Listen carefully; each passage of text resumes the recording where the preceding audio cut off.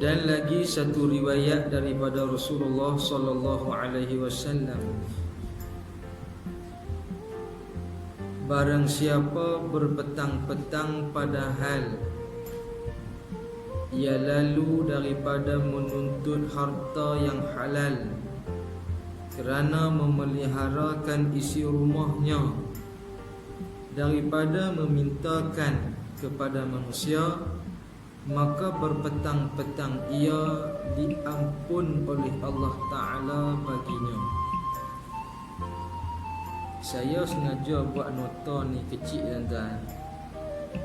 Setiap kali tajuk yang saya nak baca, saya akan suruh anak saya yang sulung tu duduk baca sebelah saya, dan saya akan type apa yang dia baca tu, dan saya nak tengok tepat ataupun tidak. Supaya tugas saya mengajak tuan-tuan ni, saya tak lupa pada anak saya yang sulung tu.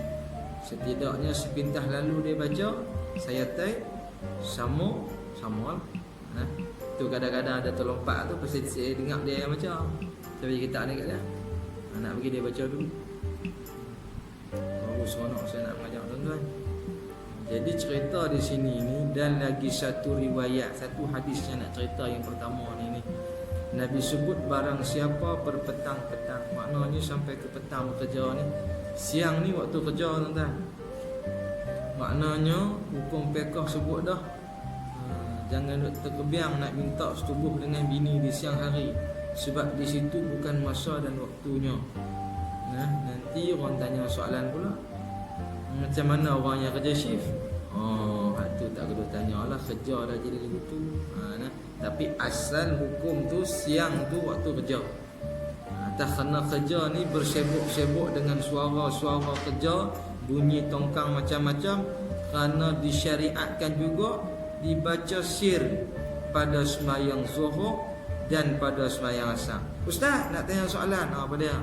Ustaz kata siang kena baca pelan, habis tu Jumaat siang awak baca kuat. Tu yang saya sebut tadi, bekerja siang. Maka yang pergi Jumaat tu lelaki ke perempuan? Bila lelaki tak ada orang kerja. Itulah jawapan dia.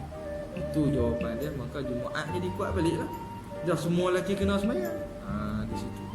Di situ syiar kita nak faham hukum. Jadi berpetang-petang ni bekerja. Padahal tu bukan padahal kita cakap padahal ni. Padahal di sini hal keadaan dia pada petang-petang tadi tu, ia lalu, maknanya ia lakukan, dia buat kerja. Kerja apa? Daripada menuntut harta yang halal. Dia cari kerja yang elok. Tu baca bahasa kitab tu. Maknanya daripada petang ni dia bekerja sungguh-sungguh cari jalan yang halal yang elok. Kita ni lah. Kerana apa? Kerana memeliharakan isi rumah. Sebab kita tahu tanggungjawab kita untuk bekerja. Bila tahu tanggungjawab untuk bekerja, dapat dengan jalan yang elok, kita nak salurkan, nak gunakan harta tadi pun guna dengan jalan yang elok. Macam tu. Kerana memeliharakan, ia akan memeliharakan isi rumahnya daripada memintakan kepada manusia. Daripada memintakan kepada manusia ni, agama nak suruh jangan kita jadi orang yang mengemis. Sebab apa? Jaga maruah diri, jaga maruah agama. Sampai duk minta-minta ni, sampai duk bini yang ada tu pun kita nak suruh orang lain tanggung ke? Jadi kita tak maulah daripada memintakan kepada manusia, maka berpetang-petanglah ia diampunkan oleh Allah Ta'ala. Makna apa petang-petang situ? Maknanya segera lala tu juga, hari-hari tu juga Allah Ta'ala ampun dosa dia baginya. Sebab apa ni? Sebab kita nak bekerja untuk keluarga. Jadi kita keluar rumah seawal pagi, maka kita niat bagi elok. Ni kita nak tengok ni. Kita nak tengok. Saya nak buat satu contoh kat tuan-tuan tengok nah. Kita nak nisbah orang yang disiplin ataupun orang yang baik ataupun orang yang elok ni macam mana? Kita tengok nah, contoh saya bawa. Lelaki yang pertama, dia duduk di rumah, dia bangkit tidur, dia mandi, dia semayang, dia pakai baju, dia start motor pergi kerja. Bini dia seorang-seorang urus anak, bagi pakai baju sekolah anak, iron baju sekolah anak, bagi mandi anak. Ni kita nak banding lelaki tadi ni disiplin ataupun tidak. Kita akan jawab, apalah lelaki ni tak bertanggungjawab pada isteri. Tapi lelaki yang ni kaki dia sampai pejabat 7.5 dah sampai dah. Ni kita nak kata apa ni? Pekerja yang disiplin. Satu contoh. Contoh yang kedua, suami yang bertanggungjawab. Tak tahulah tuan-tuan nak tak macam mana. Dia bangun tidur, dia bagi mandi anak dia, dia mandi dia, dia tanya bini dia baju mana nak pakai, dia tolong iron baju bini dia, dia ajak anak-anak sembahyang jemaah dulu tadi, sembahyang elok, dia sempurna, dia teman anak dia, bini dia pergi hantar anak ke sekolah, dan dia sampai tempat kerja 8.30. Orang kata ni pekerja yang tak disiplin. Disiplin ni duduk di mana? Disiplin ni duduk di mana? Kita nak jadi yang pertama kan yang kedua? Kita kata dua-dua kita tak mau jadi. Tapi soalan saya ni, nak disiplin tu disiplin yang mana? Disiplin yang Allah suruh dulu ke? Disiplin yang manusia nak pandang dulu ke? Maknanya kadang kita duduk tengok orang yang main lambat kerja ke, orang main awal kerja ke, kita tak boleh nak kata seluruh hidup dia tu tak betul. Boleh jadi jauh lebih bagus daripada kita. Dia sedang membantu anak-anak dia pergi sekolah. Kita tak tahu, kita tak nak nilai. Mana masing-masing sibuk masing-masing. Cuma nak bagi perbetul niat kita ni, buat kerja semua ni tetap nak mengutamakan Allah. Supaya nilai sebut ni nak dapat diampunkan dosa. Bila kita buat kerja untuk keluarga. Ini satu hadis yang pertama. Jadi seronoklah kita balik kerja pukul 5 tu, bersih kita daripada dosa. Sebab lala tu juga Tuhan bagi kat kita pahala. Tuhan ampun dosa kita tu. Dan sabdanya Nabi SAW, hadis yang kedua ni, sebaik-baik kamu itu orang yang baik. Orang yang baik di sini ni bukan baik untuk semua orang. Baik pada sudut hukum syarak, sama ada pada tangga awam ke, khawas ke, khawasul khawas ke, tapi baik tu baik pada syarak. Sudah. Bukan pada nilaian orang. Kita pakai jubah masuk dalam pesta. Orang pesta tu kata, apalah dia ni pakai jubah. Depa kata kita tak baik. Di situ tertolak jawapan depa sebab depa sendiri yang tak baik. Ni kena faham maksud baik di sini ni bertepatan syarak, bukan nak kira orang yang jadi pengadil. Kena faham yang tu dulu. Saya nak bicara banyak di belakang ni. Dan sabdanya, sebaik-baik kamu itu orang yang baik. Baik macam mana ni? Baik bagi isi rumahnya. Dia baik dengan keluarga dia. Yang ni hak Nabi suruh. Baik dengan isteri dia. Maka tiada seorang yang memuliakan isterinya melainkan orang yang mulia. Makna mulia di sini ni bukan makna dayus. Sampai isteri keluar rumah tabarruj, mulut merah, celak mata, pakai pipi merah-merah pun kita tak kata apa. Sebab apa? Faham kata baik dengan isteri itu bukan baik, itu dayus. Kita kena larang, hang kena ingat dosa yang hang buat aku kena tanggung. Atau kena dosa hang buat aku nak tanggung ni, janganlah keluar rumah tabarruj. Janganlah bersolek-solek lebih-lebih tu, aku tak mau. Cukuplah hang hidup dengan aku. Tu kena maklum. Mana di sini isteri kata orang semua boleh, ni semua kahwin dengan hang, ini semua tak boleh, ini semua tak boleh. Bukan aku tak bagi, Tuhan aku tak bagi. Kalau Tuhan hang bagi, makna hang dah lain Tuhan dengan aku. Bila hang murtad, hang dah bukan isteri aku. Kalau hang yakin dengan aku sama-sama Tuhan, maka Tuhan kita tu yang tak bagi. Dalam dalil Quran ada, hadis Nabi SAW sebut. Maka hang janganlah tabarruj. Tu kena tegas. Jangan jadi suami yang dayus. Kadang-kadang kita ni bagus dah main masjid, tapi bini kita biak di rumah. Biak dengan kelaku, keluar rumah muda, tak tutup aurat dengan sempurna, dengan elok. Kita jaga ni, isteri masing-masing kita jaga. Bila isteri yang taat elok ni, kita pun sayanglah dia. Maka tiada seorang yang memuliakan isteri. Saya kata bagus laki aku ni. Dia balik masjid pun dia ajak aku ulang semula solat maghrib, solat isya berjemaah. Dia tak boleh ulang kalau lock pada waktu tu, syaratnya ada. Aku balik Malaysia, terus dia ajak aku sembahyang jemaah sama, ulang dengan dia, berdoa, baca Quran malam-malam, surah Mulk dengan dia. Dia bagi tanggungjawab semua, hukum nafkah semua elok. Surat isteri tu seronok, maka melainkan orang yang mulia. Maka suami tadi menjadi mulia dia dengan Tuhan. Ini satu. Saya nak kena sebut awal-awal ini, saya takut tuan-tuan faham. Tiba-tiba seorang isteri mengamuk, dia kata, suami saya tak bertanggungjawab. Tengah duduk mengamuk tu, cuba kali tengok cara dia pakai baju ke mana, cara mulut dia sembang lantaman lagu mana. Kalau dia pun jenis mulut besiak ni, tersedut dengar cakap dia, walaupun suami dia betul-betul jahat, dia lebih jahat pada suami dia. Sebab apa? Dia tak jaga marah suami dia. Ini kena perbaik dulu. Tidak sekali kita menang semua ke perempuan.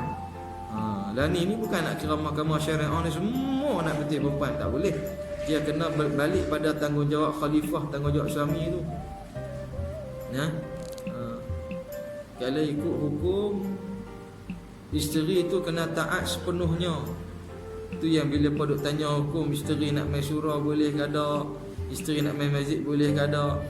Tak ada larangan, suruh mari masjid.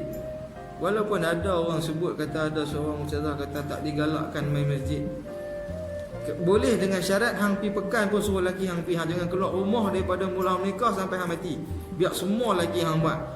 Nak pi pasar malam hang kalau nak ikut, lagi banyak maksiat dan fitnah di pasar malam tu. Yang ni kita nak bincang hukum bagi jadi cerdik. Bila bab hukum agama, kita nak kilas-kilas pun tak boleh. Pasal apa tak boleh? Pasal tak mau buat. Tapi bab nak sonok perempuan dulu yang boleh. Pakai tudung, belik sana, belik sini. Sebab apa tu? Depa ni perempuan ni dia ke arah nafsu. Sebab itulah kita lelaki ni kita kena pertahankan dia dengan jalan mana? Kita menghargai dia. Kalau kita buat tak indah pada bini kita, dia akan rasa kekosongan hidup. Maka dia berharap pada pujian dan rayuan laki-laki di luar sana yang lain. Kita ni kena hargai isteri kita. Hari-hari balik kita hargai dia. Aku sayang ke hang ni, aku cinta ke hang, elok dah hang masak apa sedap dah, aku suka ke hang. Ulang banyak kali. Dia pun semangat buat dia tu. Tak apa, kita ulang supaya apa? Dia jadi tak sukalah dengar pujian orang. Tapi bila kita tak mau puji dia dalam masa tahun ini, tak pernah puji langsung dia, maka percayalah dia kalut nak pergi rumah kenduri, dia kalut nak pakai baju ni, dia kalut. Sebab apa? Dia berharap pada pujian orang lain. Ni kita tak mau. Nak jaga ni lah. Ni nak kena kata melainkan orang yang mulia ni, mulia atas kenapa? Dia pertahankan isteri itu isteri yang betul. Dan tiada seorang yang menghinakan akan dia melainkan orang yang kikir. Dia guna perkataan kikir, tuan. Dia guna perkataan kikir. Tak guna perkataan kikir daripada hadis Nabi, perkataan kikir kedekut lagi hina. Atas kenapa? Perempuan ni dia bergerak dengan nafkah ya. Walaupun banyak perempuan sebut apa ni? Saya cinta bukan hanya kerana wartawan makan kerana RM2. Sembang belum nikah boleh lah. Perempuan ni dia dibina dengan ringgit. Atas itulah guna perkataan kikir. Kikir ni apa? Kita jangan kedekut dengan bini. Dia warak lagu mana pun, tanggungjawab kita memang tahu perempuan ni macam tu. Kita kena selesaikan tanggungjawab tu. Apa dia tanggungjawab tu? Maka dikehendaki dengan memelihara akan dia, kena jaga. Bini tu apa benar? Dengan diberi makan 1, dan pakaian 2, dan tempatnya 3. Yang ni nafkahnya. Tapi nafkah ni tak cukup lagi, tuan-tuan. Dia ada satu lagi, nama dia emah pada badan dia. Mesti ada emah pada badan dia. Itu baru sempurna elok. Jadi bila dia nak pergi mana-mana, laki lain nak tengok dia akan tengok gelang tu, dia akan ingat kita. Yang tu cara agama ikat, macam mana nak ajak, nak ikat perempuan tu dengan kita. Tapi gelang yang dia pakai pun kita bagi gadai habis-habis, tak ada apa lah. Kuranglah ikat tu. Ni agama so bukan saya cakap. Jadi bila bergaduh ni dia akan cepat terburai. Tapi bila kita ikat dengan emah tu pada perempuan, gaduh pun sekali, dia main balik. Dia tengok tu, dia main balik. Ni agama suruh. Tu bagi ada keadaan tu. Jadi 4 bahagian ni kita kena bagi 20% sahaja, jangan lebih. Jadi bila 20%, 2, 4, 6, 8, kita ada 80%. Tak apa lagi 10 sekali saya cerita. Jadi 20% untuk makanan. Jangan bagi lebih. Kalau tuan-tuan bagi lebih, akan mengakibatkan kurang pada pakaian. Ataupun pakaian bagi lebih akan mengurangkan pada tempat tinggal. Kalau tempat tinggal bagi lebih, akan mengurangkan pada makanan ataupun pakaian. Bagi 20% saja. Bila tuan-tuan bagi kediaman yang terlalu mewah, makanan akan terbantut, pakaian akan terbantut, maka di situlah akan ada kepincangan.